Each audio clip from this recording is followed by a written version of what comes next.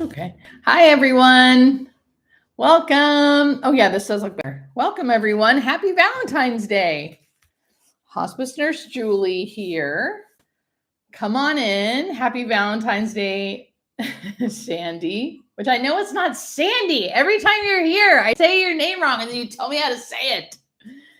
And then I still forget. Don't take that. It's me. It's not you. So welcome, everybody. Come on in. Happy Valentine's Day. I'm going to wait till we get a few more people in here, and then I'm going to introduce a special guest. A special guest today, just for like 15 minutes or so for Valentine's Day. So that's drum roll. That's a drum roll. The silence is deafening. Sandra. Sandra, right? Am I saying it right? How come it's spelled with an I at the end? You know what? It doesn't matter. It's me, not you. I'm going to eventually remember this forever and always. Because you are a member of my membership group and you're always here and I love you. Hi, everyone. Welcome. Come on in. Happy Valentine's Day, you guys. Don't forget to hit the little heart at the bottom of the screen. That helps the live. My new book, out now. And it's not out now. It's out for pre-order now. Nothing to fear. Isn't that cool?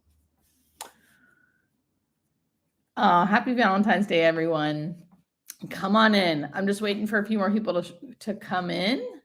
Welcome, Megan. Happy Valentine's Day, honey.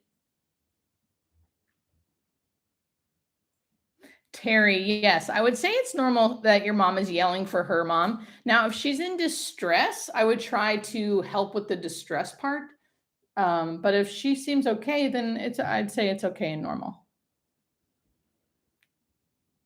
Okay, everyone, come on in. Welcome. Happy Valentine's Day. Congrats on my book. Thank you.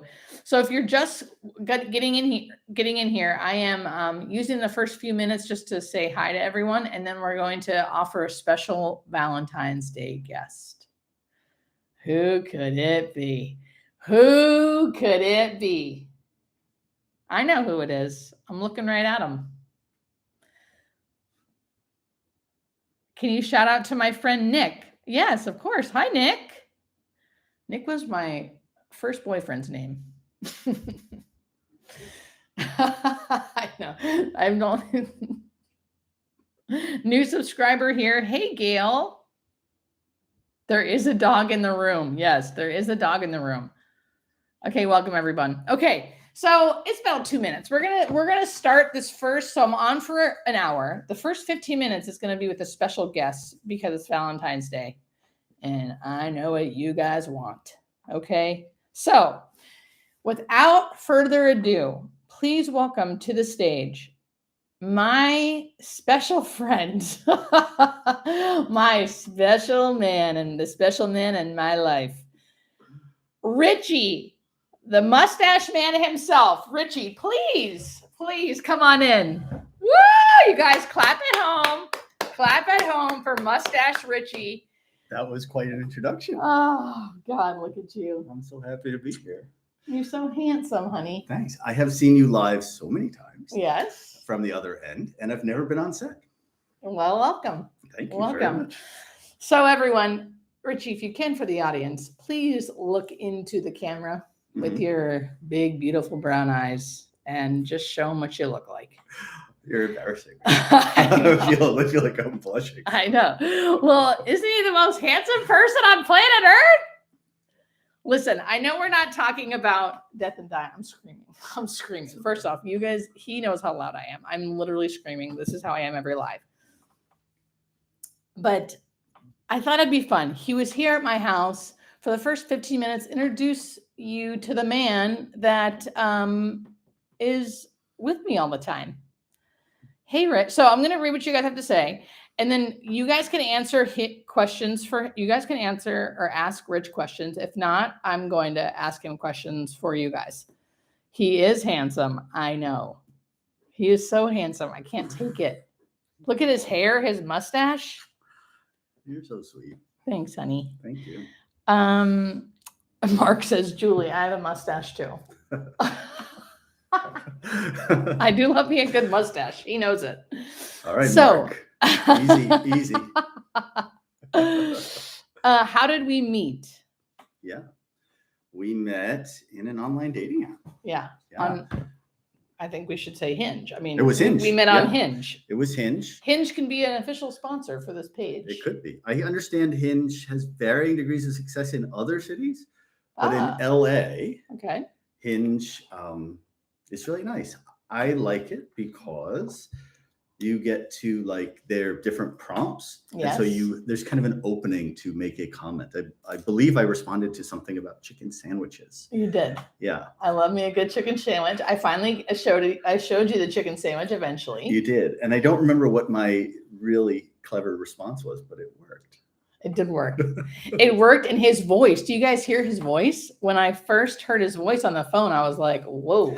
Oh, we had a phone call. Right. So we met, chatted a little bit, but then I was sort of at the end of my rope on Hinge. Oh, okay, on Hinge. Yeah, and had dated a girl and didn't go well, and I was like, I'm going to give it one more shot, but I'm not going to do this endless chatting. Yes. And so literally like 3 things in, I was like, phone call. Mm-hmm. And you said like, yes. And I then talked with my therapist about it. You guys, get a man with a therapist. Am I right? And I kind of wrote out a cheat sheet. Really? I have never heard this before. I know. This is new information for you that I'm giving to you for Valentine's Day. Wow. Yeah, I was really nervous. And so I just I can ramble when I'm nervous and put my foot in my mouth and say kind of silly things, as you've experienced being around me. And so I had a cheat sheet to kind of keep me on task. You did. You kept yourself on task. That's for sure. And then when I saw him, so someone just says he looks like Tom Selleck. He sure does. I'll take that. That's he lovely. Sure does. Thank you. He looks like Tom Selleck. So Richie, where are you from? I'm from New Jersey. Oh shit! I was actually going to make them guess. Oh well, my bad. Yeah, that was your bad. Yeah, he looks like he's from Jersey. It would have been first or second guess for sure. And Guam would have been first. Guam? Yeah. It's a bad. I was going to say really idiotic thing. Okay, hold on. He certainly is handsome. I'm 71, met my partner on a dating site for older adults. It's been almost 5 years. That's so sweet. That's awesome. Richie's going to be here for about 15 minutes just for fun Valentine's Day. And then we will get to death and dying. Just FYI. That sounds horrific. There was one I wanted to say. Someone else asked you a question here. What do you do, Richie? You look like an artist or musician of some kind. I love that. Right? Me too. I have wonderful dreams and hopes about art and different things, but I work in software. I was a computer programmer for a long time, and now I work on a software sales team it's like media-based software for publishing, and I do the demos. So we do like online demonstrations of the software for prospective clients and stuff like that. But I do other stuff on the side, sort of as hobby, keep myself alive. He helped me with my book. Mm-hmm. I don't know if I always say I don't know if I'm legally allowed to say that, but. Well, it's okay. A lot of people, I know, but you really, really helped me on my book. Yeah. It was really nice going through it with you and getting to work on that. He's a writer. I write. So he helped me go through my book once it was written and basically kind of rewrite it. Mm-hmm. Yeah. I mean, and really, really, really. Yeah. And I write you poems sometimes. He writes me poems sometimes. He made me cry this morning with what he gave me for Valentine's. You made me cry this morning with what you gave me for Valentine's. Yeah. We both did pretty good. Uh-huh. Yeah. What's the name of your book and where can you find it? The name of the book is called Nothing to Fear. One direction. I know it's backwards. Demystifying Death to Live More Fully. And you can find it anywhere you get books. Amazon, Barnes & Noble. It's online, probably the easiest. He said, it's on the poster. It's okay, Jake. I wouldn't have done it. Or Richie, you should do voiceover. Thank you. Amen. I agree. I do audition for voiceover a lot. I have not booked yet, but I have a voiceover coach that I work with. And yeah, I go out a lot for voiceover. Yeah. So speaking of voiceover.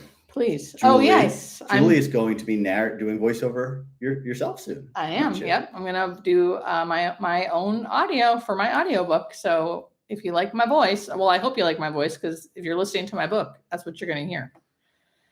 It's really great. I think it's really great that you're doing that. One, because it's so cool when you get to hear the author of a book. Yeah.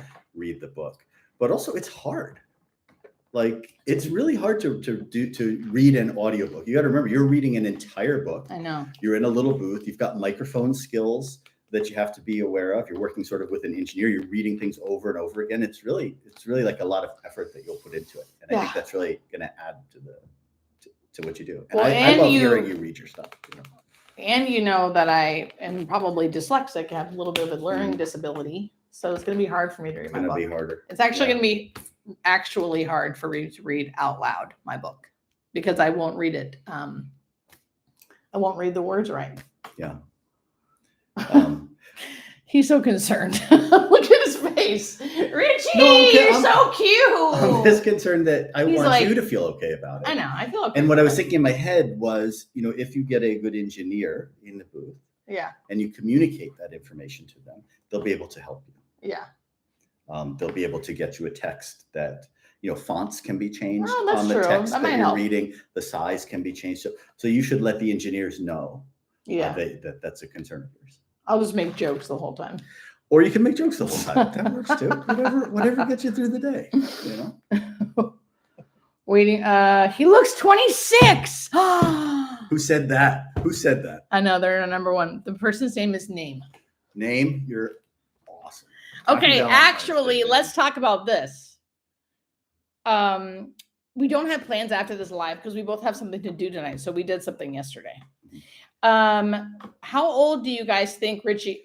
Should we play this game or no? You're gonna be okay. Should I just tell him how old you are? Oh, really? Yeah. Okay. I mean, well, we're both Scorpios. Someone asked that. We're both Scorpios. My birthday's November 3rd. November 5th. Yeah, we're very close. Okay, good. People are giving your age anyway. Are they getting it right? No, they're not getting it right. Oh, I like some of those. Yeah, right. People are being How old do you generous. guys think I am? You guys are so generous. Yeah, they're so generous. Really I love it. Richie looks like George Clooney with a big mustache. Oh, God, tell me about it. Your people are so nice. I tell Richie this every day, how hot he is. You guys don't have to be nice in the comments. You can actually throw out real years. I won't be. Oh, someone just made a poll. I won't be. Max, are you in here? Someone just made a poll. That's awesome.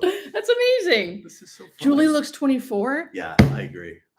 He actually said before I came on, because I'm parting my hair to the side, he said, you look 26, or I don't know, he said 28. Thanks, honey. Yeah. You're so beautiful. Oh. I think. Thanks, babe. I think you're so beautiful. I love you too. Okay, so let's see. Julie has lovely skin and hair, you guys. Yeah, he is very cute and I like your side part. I think I'm get a room. I know we did just forget me on camera. That's okay. I know. Okay, so we are going to, I am 41 years old and Rich is? I'm 52. 52. He's robbing the cradle, folks. He's robbing the cradle. Yeah. There you go. Teddy guessed 53. So good guess, Teddy. Yep. Yeah. See, Thanks, Ted. Ted knows what's up. Yeah. Nothing to be ashamed about over here. What do you each like about each other? Oh. Want me to go first? I'll go first. I like many things about one. I'm not going to do physical first because I always talk about that. Rich is very thoughtful. Super, super thoughtful, super kind to me specifically.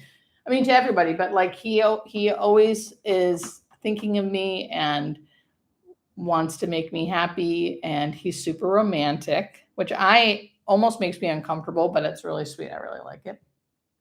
And you're creative and just thoughtful and sweet, and look at this little baby. He's so he's like this alpha-ish male, takes control and plans dates and picks me up acts like a real gentleman, but he's also like a real softy inside.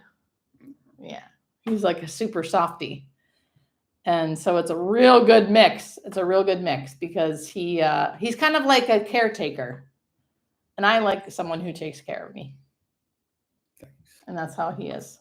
Well, for you, I mean, the thing I like about you is how you have really taught me to like be able to accept what I feel and like say it. When we first met, I wasn't able to talk about anything. Mm-hmm. You were like, let's talk about it. Mm-hmm. And I get really upset. And though, I do it sometimes. yeah, but like your ability to be direct and to sort of deal with things when they come up, and just the ability to say honest things without it being the end of the world that you said an honest thing, is amazing. I never feel like if I share something with you that it'll be used against me in the relationship ever, or even in your thinking about me as like a person. Yeah. And so I feel completely free and open just talking to you. And I love that, but it's confusing and hard because I have to figure out what I'm feeling then. Yeah. But I respect that about you so much, that it's just a joy to be around somebody like that, because you can be completely at ease because you know that there's nothing going on behind the scenes. Yeah, that's true. Yeah. Same with you. You're either openly having a fight or openly upset, or everything's fine, but there's never a secret feeling that's not being expressed. I like that a lot. Took a while to get used to. Coming, Irish Catholic family in New Jersey. So, but it's really nice. So that I feel like myself around Richie too.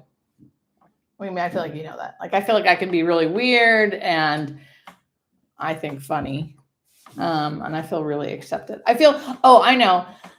This kind of sounds. It's all about me, but I like that you act adoringly towards me. I adore you. Yeah. I feel like that. I feel that. And I mean, then the last thing to kind of, I should probably go. Oh, and really? Is it already that time? It is. Okay. But just to transition to that, something that's been really nice too is on your topic. I never thought about death and dying other than in a gloomy, artistic, Kafka, Marcel Proust kind of way. I don't understand his references ever. And like what I've learned from you about end of life has, one, enriched me, but also I'm able to talk to my friends who I've had a couple of friends recently who've gone through end of life things. And I was able to talk intelligently to them about it, and even share the things that I learned from you, but also refer them to the correct resources. Yeah. Which makes me feel nice that I can help that. But I like that that's a part of my life now. Yeah. Like it's really cool because I'm 52 and stuff comes up with people that when you're a little bit older. Yeah. And it's not something that would have been on my radar before. So I love that this is what you put out there. Thanks, honey. That's it. Wow, you guys. Well, there you go. We've been together for a year and a little time. In a little time. You know what I mean. Richie says, yeah, it's already been 15 minutes. Wow. Yeah. All right.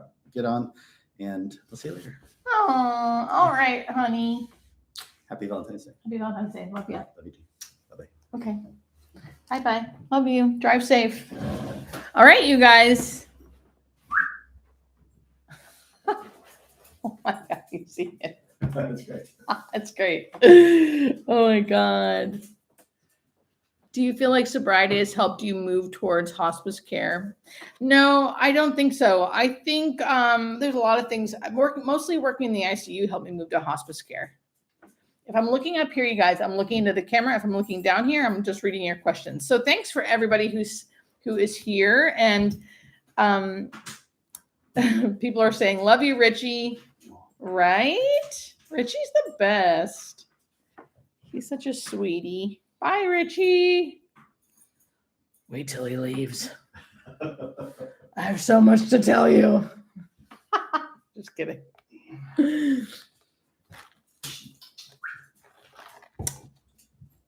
I missed the first 7 minutes. Hey, Julie, just wanted to thank you for answering my even if email. Oh, my friend passed away 1 week ago today. Oh, Aaron and Jess, thank you so much. I'm not sure if you're Aaron or Jessica, but I appreciate you for being here. Thank you. And being there for your friend. Welcome, everybody. Don't forget to tap that little heart in the bottom corner. That does help the live. Bye, Richie. Love you, honey. Be careful with the drive. Oh, you're leaving kind of early. It's going to be bad traffic. You want to stay here? Okay. All right. Love you. Bye. He looks like, oh, Pascal. Yeah. I had a near-death experience in 2014, been obsessed with it since. That's how I found your channel. Oh, wow. Cool. All right. Richie is out the door. So we can officially talk about death and dying now. Thank you guys for what's the word? Humoring me. I thought it'd be kind of fun to have him on. Welcome, everybody. Come on in. So I'm Hospice Nurse Julie. In case you don't know, we are switching gears now and talking about death and dying.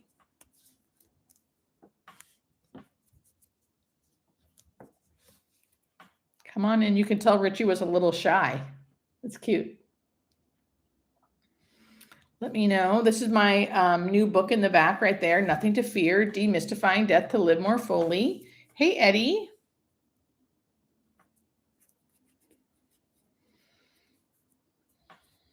Eddie, I'm glad you're here. I'm glad you're here.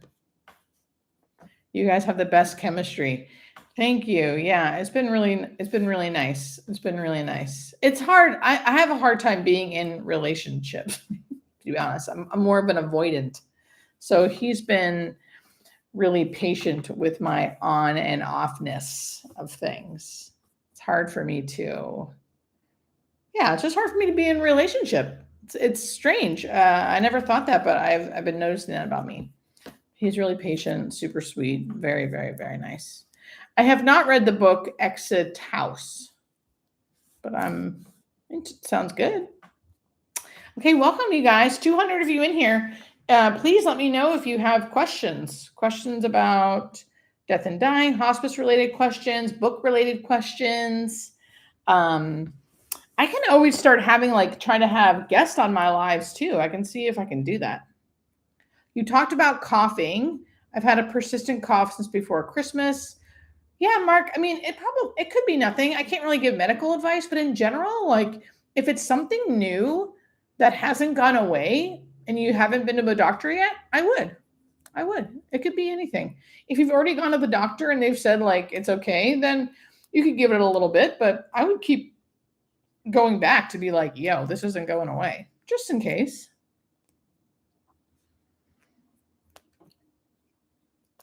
It was discovered a nurse was diverting my mother's pain medication. Is this a common issue in hospice facilities? I've never worked in facilities. I would love to say no. I bet it is pretty uncommon, but it definitely happens too much. There shouldn't be happening at all. Are we going to see more collabs with Hospice Nurse Penny? We definitely can. Hospice Nurse Penny and I are friends, and we talk truly almost every day. Yeah. I posted a question. Oh, Charlotte, if you could, just put it in all caps so I could see it. Write it again if you could and just put it in all caps. Welcome, everybody.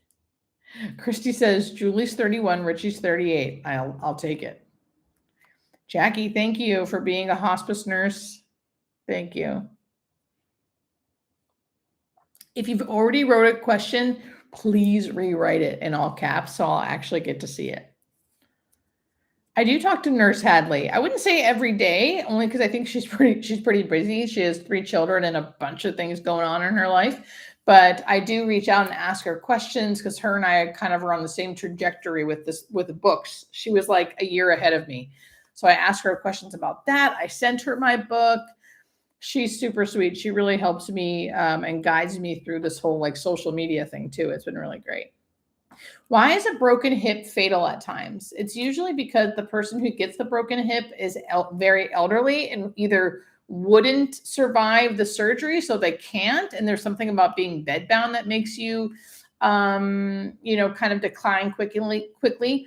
Or the surgery can take someone out, meaning that just weakens them so much that they eventually die. Because they're just older and it's like a tough thing to go through. When does your book get released? It gets released June 11th of this year. It's out for pre-order now. Just had my patient die, and man, it was hard because he was my favorite, Abigail. Oh, I know. You could do a live with Carrie the mortician. Debbie, I have to do that because many people tell me that. I have to do it. Casey says, my dad was diagnosed with colon cancer, October 23. Hospice will be in on Tuesday. I'll be caring tomorrow, Friday, Saturday, tips to help him. Casey, thank you so much. And thank you so much for caring for your dad. If he's alert and oriented, go by what he's telling you, right? And then remember, is he clean? Is he safe? Is he comfortable? If you can say yes to all those things, just be with him. Offer him his favorite things. If he wants it, great. If he doesn't, that's okay. Any kind of condition changes, meaning like something happens and he seems different, call the hospice nurse. I have many videos, Casey, if you haven't watched them already. I have one about colon cancer. I have one about what questions to ask the hospice team when they arrive. And I have other questions other videos about like how to change a bed when someone's laying in it and things like that. So all those videos will help you. I have not heard of the book Exit House by Joe Ramone. No. What do hospice volunteers do? It depends on where they're volunteering. Some sit with patients, some run errands, some refill medications, some refill supplies. It just depends. I would recommend you calling the hospice companies near you, the ones where you maybe want to volunteer, and see how they usually do their program. Do you have a video on what it means to be a hospice nurse? Carla, no, I do not, but I can kind of briefly tell you. So to be a hospice nurse, you have to have a nursing degree and usually some experience, but if you don't, that's okay. And it depends if you work in a hospice facility or if you are in if you go to people's homes. So if you go to people's homes, you're a case manager. You usually get a caseload of patients, anywhere from like 12 to 18 patients usually. And you have to see all those patients within the week. And then, of course, they die, and then you get new ones. And there's a bunch of stuff that goes into that. But the first thing you have to do is get a nursing degree. Where can we pre-order? There's links in my bio or in the description, but also you could just go to my website, hospicenursejulie.com, and all the sellers will be there. So Amazon, Barnes & Noble, Books Galore, Target, Walmart, like wherever you want to get your book. And it comes in all, oh, thank you. Whoever just gave me $20. That's amazing. Thank you so much. Precious says, do you think about that? He never needed to be on hospice, but I was confused and don't recall why it was suggested. They were on lockdown, been off hospice for 18 months. Oh boy. Precious, I missed the first part of that. Can you go back and ask me again? Jake, I see this. I'm going to answer it in a second once I read Nikki's question really quick. Just got the news. My kidneys have dropped suddenly to 10%. He's COPD. Would you know roughly how much my dad has? Okay, how much time my dad has. Nikki, if he is not getting dialysis, okay, so please, Nikki, take this with a little bit of a grain of salt. All I can do is answer this generally. The big thing I want you to take home from this is you should ask his doctors, because the doctors that he's working with will know the full scale. Okay, so I'm speaking to you very generally. So please don't take my word for it. You have to go talk to the doctors. If he truly is at 10% kidneys functioning, not on dialysis, not urinating, and has a bunch of those comorbidities, like you said, CKD, CHF, advanced, heart failure, things like that. End-stage kidney disease is a very peaceful death. I will say this. But if it's truly end stage and they are not getting dialysis, okay, and they're not hooked up to machines, they're not doing anything like that, people can die fairly quickly, 7 to 10 days. But in those 7 to 10 days, they are usually very comfortable. The main symptoms I see are itching and confusion. But usually it's mostly just sleeping 24 hours a day and not eating and drinking. And they basically fall asleep and then they eventually die. 7 to 10 days. But like I said, this is generally speaking. I don't know anything about your dad as far as like what his kidneys actually are, if he's on dialysis, if he's not. So there's a bunch of factors that go into that. So just generally speaking, that's what I have to say. I'm glad you're here, but please talk to his doctors too. So I don't want you to hear what I'm saying and, be like, ask the doctors what they think, because they can see him and they know exactly what's going on. My mom passed in September at 61 after a year with colon cancer. Last 12 hours, she was on 30 milligrams of liquid morphine and 1 milligram of Ativan every hour. With every breath, she was moaning. Just want to confirm it wasn't pain. Jake, I doubt it was pain.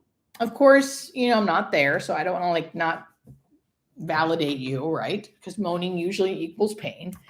But I will say she's 61. That's young. That's a young age to die. And I do see a lot of people younger. And especially if it was like rhythmic moaning, like you said, with every breath, like rhythmic, that can actually be a sign that they are self-soothing, like they're soothing themselves. And then also when someone is younger and dying, I feel like there's just more existential stuff going on where like it's hard for them to let go. So I wasn't there, right? But I do feel like she was getting enough medication to make her comfortable. And sometimes it's just people's personalities, not in a bad way, just like like my dad, I think will be like that too. If he dies like a natural death, personalities. And it could be a self-soothing mechanism where it actually kind of feels good to like moan and rock. I don't know if I can kind of relate to the feeling of like, sometimes if I'm really, this is going to be telling of me, but like rocking sometimes can feel soothing, like rocking and humming. So that's the same way people kind of retreat back to like almost infancy when they're in those stages. So that's why you can see stuff like that. But I'm really glad you're here and thank you for asking that question. Do you have a video on how being a hospice nurse has changed your life? Carla, no. And I'm going to do that video. Write this down, folks. I got to write this down. How being a hospice nurse has changed my life. Okay. I'm literally writing this down.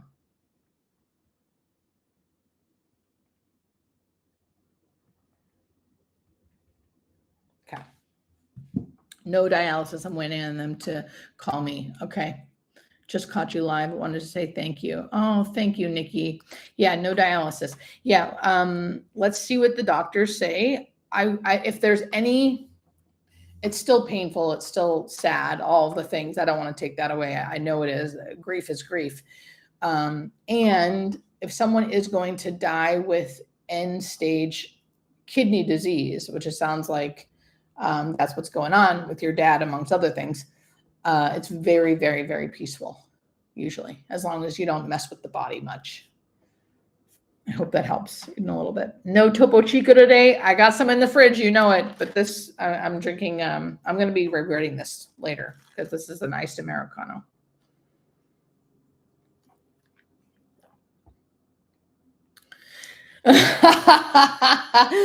Debbie says Julie grabs a pen and her phone to write it down. Classic elder millennial move. I'm like, where's a pen and paper? I don't have any. I guess I'll try to do what the kids do and write it in their phone. I appreciate that. It was like regular breathing with a moan out each breath. Yes, I think it was self-soothing. I think so, Jake, when you say it like that. I bet it was. I bet it was.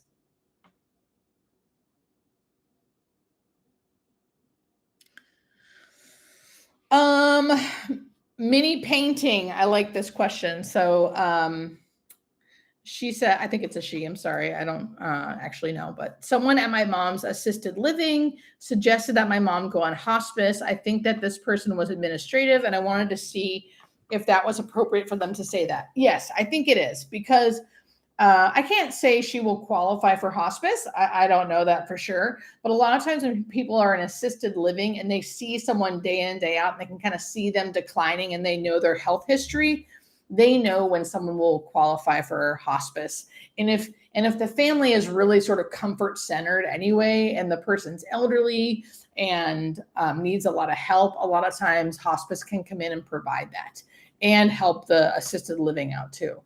Does it mean she's truly dying in the next 6 months? Maybe not, right? But a lot of times people, because of their age, because of the disease going on, they're having a sudden decline. They can technically qualify and then maybe even come off in like 6 to 8 months or something. So it just depends. But that's appropriate. And I kind of like where their head's at. But you definitely don't have to do it if you don't want to. My husband has CHF and recently had a heart rate dropped into the 20s, 30s, lasting for a minute or so. Does that mean his heart failure is progressing? Linda, to be very honest, I don't know. It's not good, but I don't know if that has to do with his heart failure. It might have to do with the pacing of the heart, a pacemaker, something like that. I really can't advise on that because I just don't know. It could be a bunch of things. It doesn't necessarily mean congestive heart failure is always progressing, right? Like we can kind of keep it at bay, but it's eventually always progressing. So I think it's time to go see his cardiologist. I mean, when in doubt, here's a little thing you can stick in your head. When in doubt, check it out. When in doubt, check it out, right? Like, that's my suggestion. And please, folks, I think you guys all know this. You guys are all smart and wonderful. Don't just listen to like me, your hospice online nurse. You know what I mean? Don't listen to me. I mean, you can like listen to me in a general way. When it comes to your own personal health or your loved one's own personal health, you have to talk to the provider that you are working with in real life because they know best.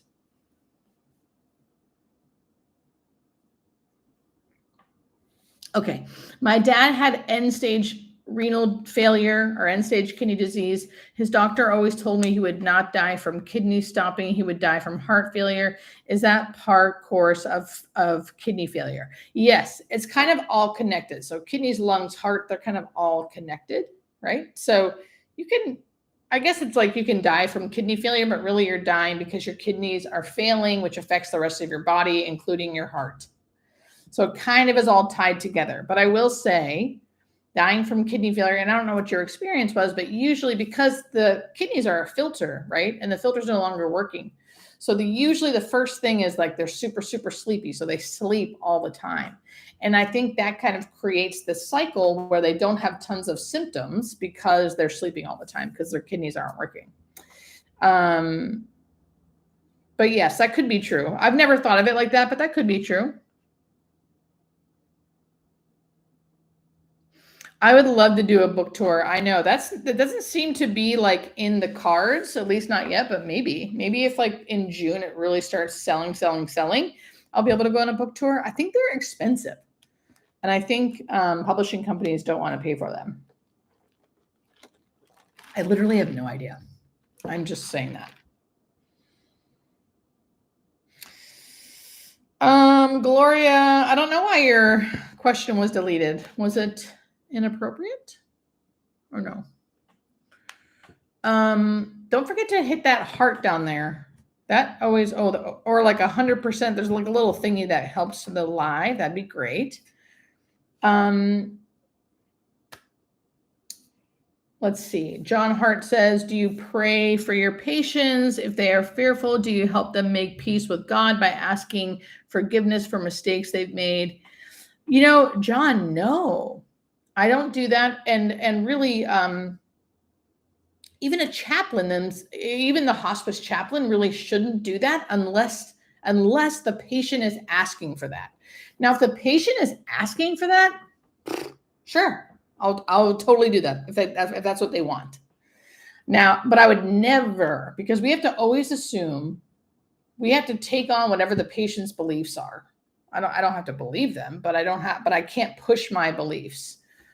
That's actually illegal. You can't legally do that because hospice is federally funded by the government, and the government, this is not a religious thing.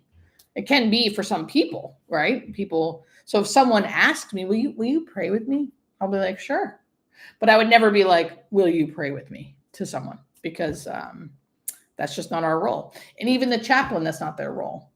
Their role is to listen and to see what they need. And so, yeah. So no, I never do unless I'm asked. And if I'm asked, sure, I'll do whatever you want. Thank you, Always Learning. Oh, Megan says, I think some different stuff auto censors certain questions. So try typing it in a different way, Gloria. Yeah, Gloria, try typing your thing in a different way and see if it helps. My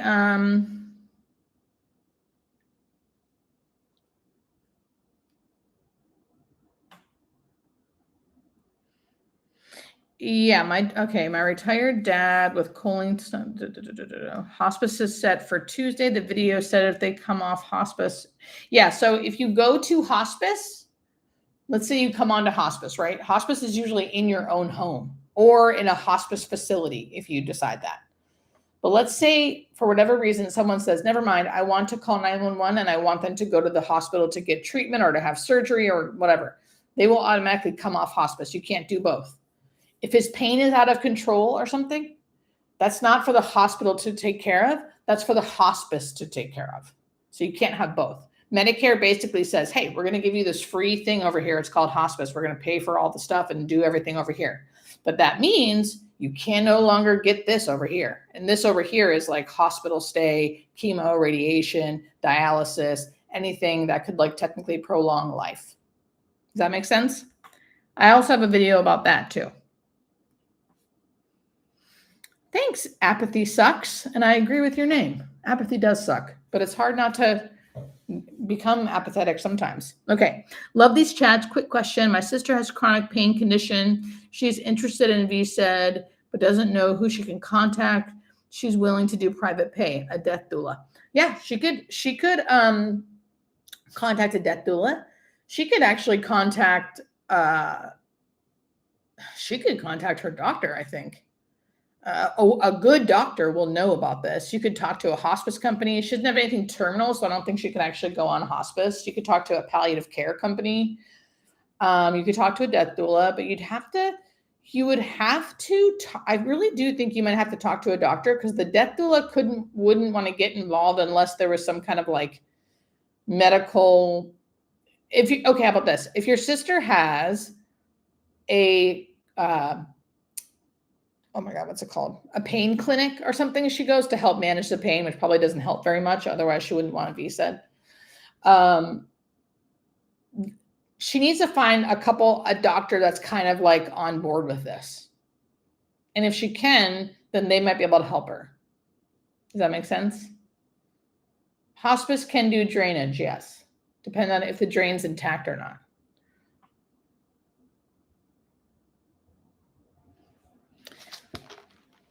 I have not really dealt with monotonic dystrophy, which I'm probably saying wrong. I do believe in an afterlife. In my book, I haven't really talked about my book. In my book, Nothing to Fear, Demystifying Death to Live More Fully, out for pre-order now. Great Valentine's Day gift. I make jokes, but I'm serious. I talk about, so it's like not my main focus on any of my videos or my book, but dealing with death day in and day out has helped me, surprisingly. Some people are surprised, helped me believe in an afterlife. It's helped me believe in some kind of like divine creation as well, because of how our bodies are so built to die biologically, physiologically, metabolically, like even scientifically. Watching someone die makes me believe in something greater because it's so, for lack of a better word, magical. So I do believe in an afterlife. I believe everyone goes there and I believe it's good. I feel like it's going to feel like home. I just heard a really good talk from a guy who was on hospice that said there were two like monks talking to each other or something. And one monk said, I have so many people who tell me they're afraid of death. What should I say to them when they ask me how not to be afraid of death? And he said, tell them that dying is safe. Dying is safe. It's like taking off a really tight shoe at the end of the night. And you feel like, when you take it off. It's like that. And from my experience, I've had that feeling many, many times across several occasions, which again, in my book, where that has been my experience. And I know I haven't died, but I've watched many people die. And that is what it appears to be like. Thanks, Apathy Sucks. I love your name, seriously. Yes, Casey, they can, but he has to have a drain in place. If he doesn't have a drain, so you can get that drained in an ER, like single time use, right? Or they can place a thing called like a pigtail or Pleurex, where the drain is going to be permanently there. If the drain's permanently there, which it should be, I would highly suggest that in general, then they can drain it at home. They can't just stick a needle in there and drain it. They have to have the drain placed. Now, if someone is going to die quickly, 7 to 10 days, let's say, I wouldn't say it's super important to have that drain placed. If they think the person's going to live longer than that, I would say it's very important to have that drain placed prior to leaving the hospital. Does that make sense? But listen to the doctors that are working with your dad. I am telling you information in a general way. They will know more. But hospice cannot drain it unless there's a drain placed. And that should be done before anyone leaves the hospital. So if people are saying, oh, they can do that later, they can do it. No, they can't do it later. They're going to do it now before he leaves the hospital. That's what should happen. There may be reasons why they can't, though. So that's what you have to listen to. If they can't, then they can't. And there's reasons for it. Yes, Megan, thank you. I go live at 5 every Wednesday. Every Wednesday, live at 5 Pacific Standard Time. You're welcome, Casey. I'm sending you so much love. I'm sending you so much love, girl. Thank you for being there for your dad. Welcome, everybody.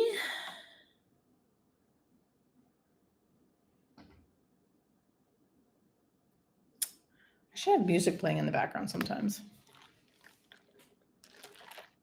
Welcome. Come on in, you guys. If you're new, hospice nurse Julie. I go live at 5 every Wednesday to talk about death and dying, talk about my book, talk about my videos, talk about hospice, palliative care, different diseases and what it's like to die from them. I'm on all social media platforms, but YouTube's my favorite. Don't tell anyone. I like Instagram too, because Instagram's fun in the stories. Oh my gosh, Sally, Sally, I recognize your name. You're here again. You've been here before, right? What's my favorite visioning story? My God. My favorite visioning story. I literally have, like, it's so kind of like commonplace. It's almost like you don't even remember them. The ones that stick out would be, so what usually happens is families will tell me later about a visioning story. And there was a woman who, oh God, actually, I just had this happen again just recently. Okay, anyway, there was a woman who had 10 brothers and sisters, and she lived to be like 100 and something, and she was the last one alive because she lived to be 100 and something. In like the last 2 weeks of her life, she would yell for, first it would be like, like, I'm going to just make up names, but like she would yell her siblings' names to come open the door. She'd be like, like, Marjorie, come open the door. Marjorie, come open the door for me, would you? And her daughter would come in and be like, Mom, what are you talking about? Like, you want the door open? And she'd be like, tell Marjorie to open that door for me. And she'd be like, her mom had dementia, so she didn't always want to be like, Marjorie's dead, but she knew Marjorie was dead. And she'd be like, Mom, the door's open. I opened it for you. And then like later on, she'd be like, Mark, tell Mark to open the door for me. Mark, come open the door. Mark, open the door. And then she'd go through the siblings' name about, please open this door. Please open this door. Please open this door. And then finally she died. And of course she stopped. Well, one, she stopped saying because she was actively dying, and then she died. But her daughter was saying how she really feels like she was saying that because she knew she was close to death. And she was kind of being like, would you open this door to get me out of here? Like to all of her dead siblings. And she was like, I knew that they finally came and opened that door for her when she died. And I was like, I think so too. I think they did too. That's not my best one, but that's the first one I just thought of about opening the door. And actually that story's in my book. A lot of my book is like informational. Hi, Yvonne. Informational. And then there'll be like a little grayed out page. And in the grayed out page is like a little short story like that. I had another man come up to me. The daughter came up to me and was like, grabbed my arm and was like, he's been seeing people. He's having hallucinations. Like something's wrong with him. And I'm like, okay, I'll go check him out. And then I went in there by myself and like checked him out, and he was totally alert and oriented. And I didn't say anything about it. I was just checking to see if he was confused, and he wasn't. And he was like, vitals were fine, and just talking about how everything was going. And he was like, oh, everything's fine. Everything's going okay, blah, blah, blah. So I'm like, oh, okay. And I went to go leave, and then he grabbed me and was like, hey, I've been seeing my parents. My parents came to me and they said that they were coming to get me soon. But they said, not now, but soon. And I was like, oh, okay. How does that make you feel? And he was like, I feel so much better now. I feel really good about it. I feel calm. I feel really good. And I was like, great. That's amazing. And then I explained to him, like, that's really normal. It's called visioning, blah, blah, blah, blah.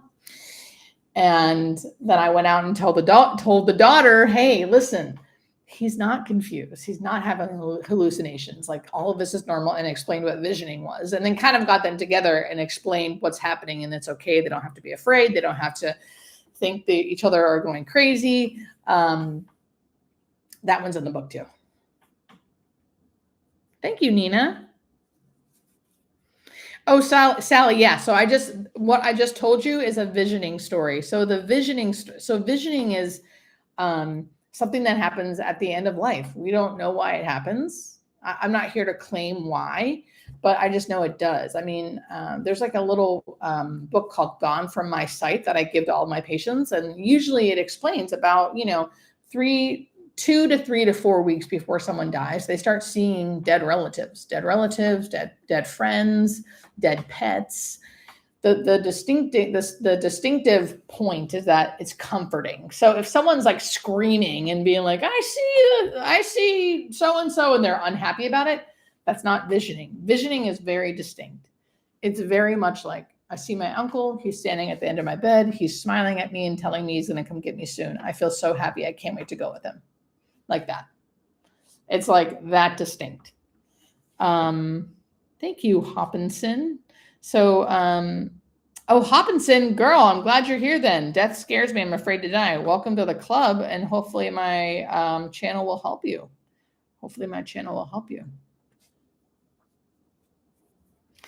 So thank you, near-death experiences. Yeah, so that's visioning.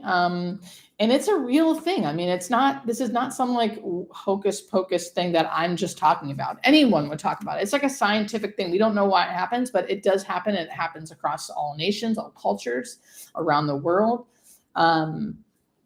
Yeah. So it's pretty incredible. Another thing that happens, someone just talked about, is like the surge of energy. It's called not terminal secretions. It's called terminal lucidity. Sorry,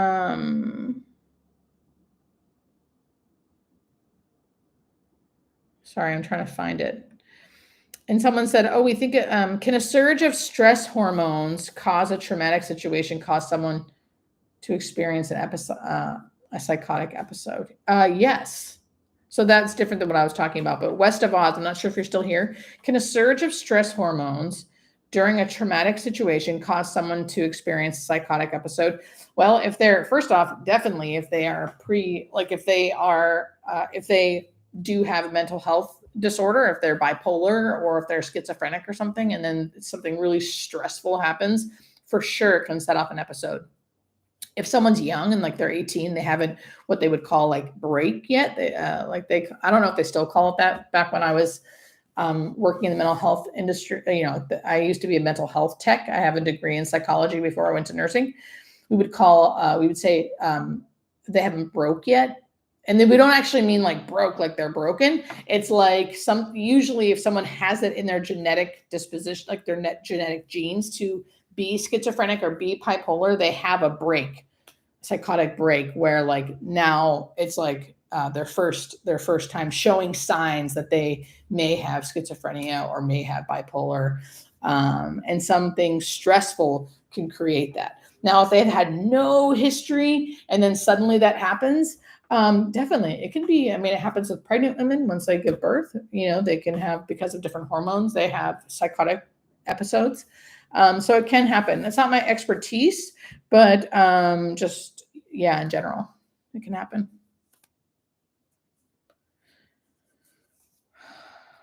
Oh, I have to go soon.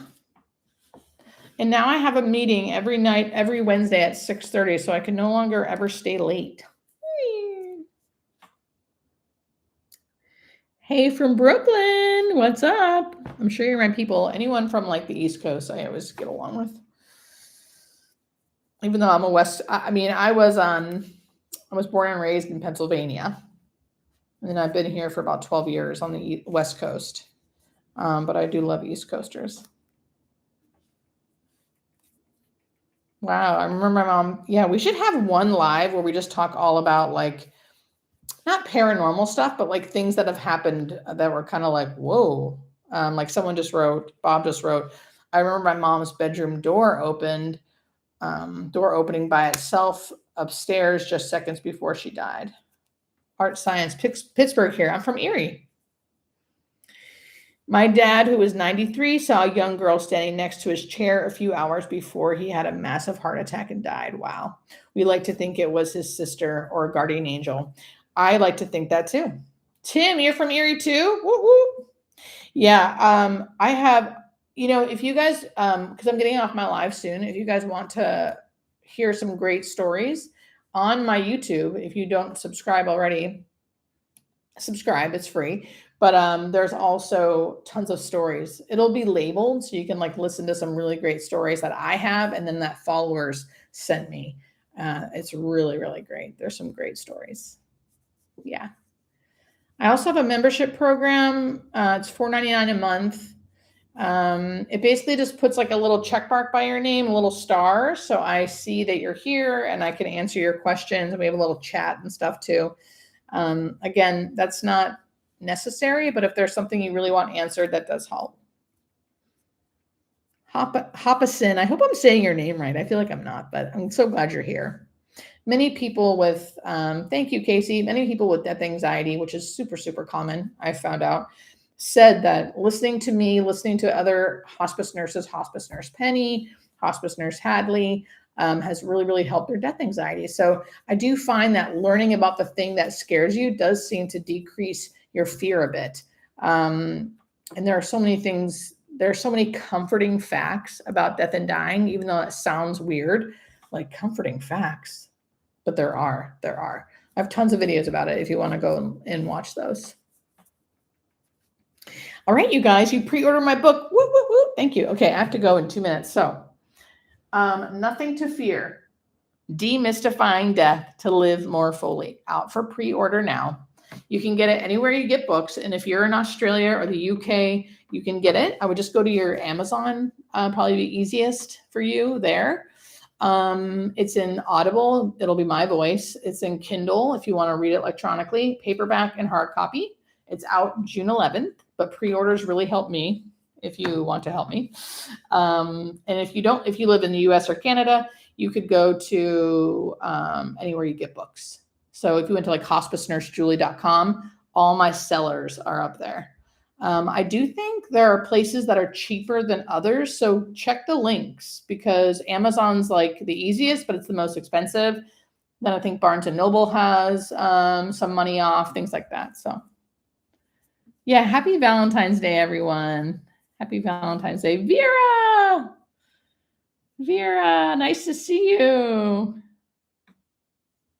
I know my alarm clock's going off. Thanks, Sandra. Oh, you guys are so sweet. I cannot wait till next Wednesday now because this time felt too short. Felt too short. I might try to go live again later this week. Differently though. Anyway, it doesn't matter. You guys will catch me every Wednesday live at 5. You guys are so amazing. Thank you so much and happy Valentine's Day. Valentine's Day is for all love, by the way, not just romantic love, all love. I gave my sister a Valentine's Day gift today. So love you guys. Happy Valentine's Day. Thank you for all your support always. It's the best.